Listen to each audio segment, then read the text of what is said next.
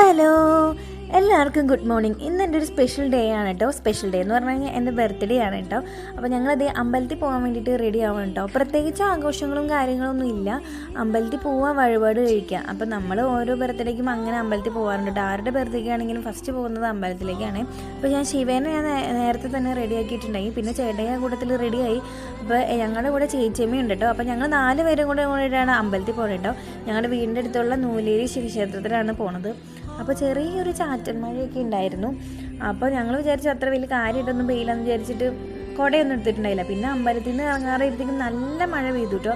അപ്പോൾ അവിടെ ചെന്നിട്ട് ഫോട്ടോസും വീഡിയോസും ഒന്നും എടുക്കാൻ പറ്റിയില്ല. അപ്പോൾ ആ സങ്കടം നികത്താനായിട്ട് ഇപ്പോൾ വീടിൻ്റെ അടുത്ത് ഒരു പാടവും തോടൊക്കെ ആയിട്ടൊരു ഏരിയ ഉണ്ട് കേട്ടോ. അവിടെ ചെന്ന് ഞങ്ങൾ കുറച്ച് വീഡിയോസും ഫോട്ടോസൊക്കെ എടുത്തിട്ടുണ്ട്.